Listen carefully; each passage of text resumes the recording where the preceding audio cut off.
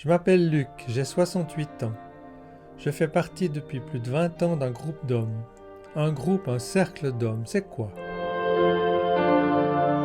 Ce sont des hommes qui souhaitent partager des aspects intimes de leur vie.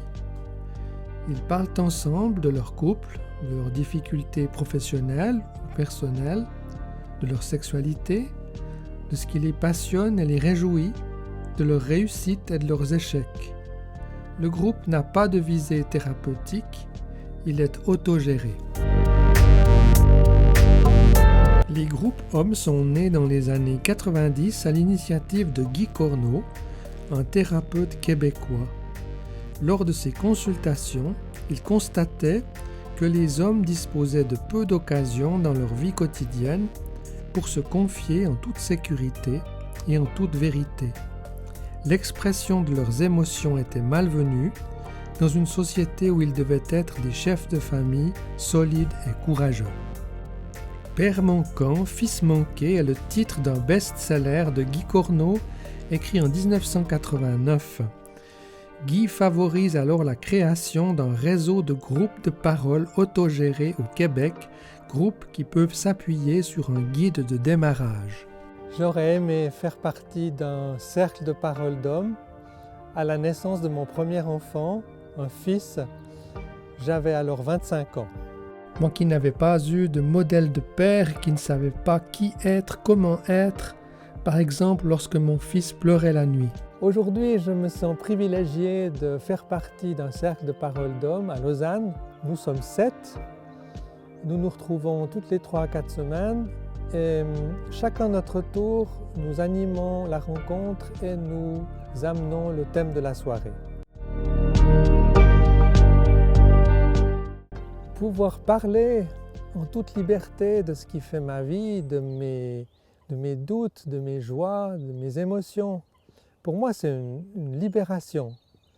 Mais entendre, écouter les autres qui font de même, souvent ça m'éclaire sur d'autres façons de prendre la vie, d'autres façons de réagir.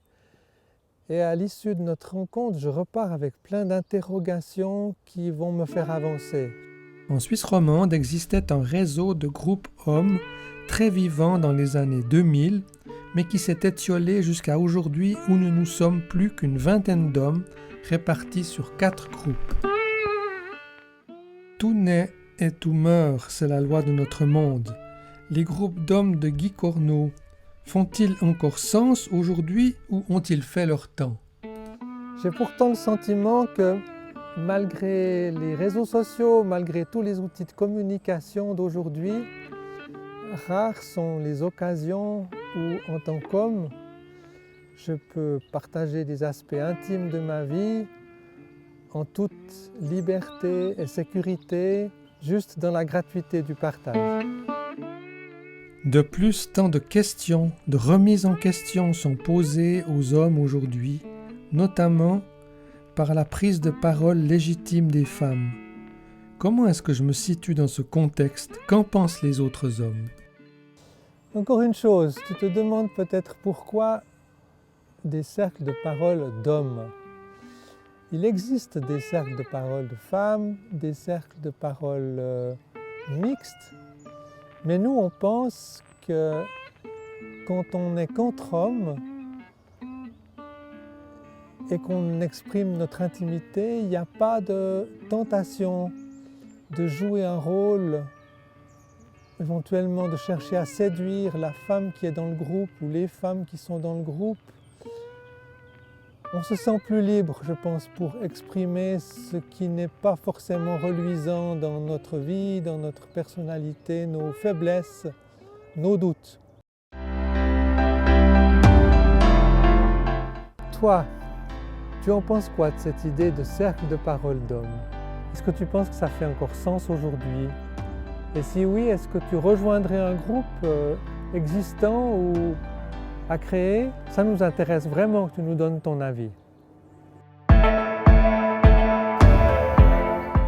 Cette petite vidéo, c'est comme une bouteille à la mer.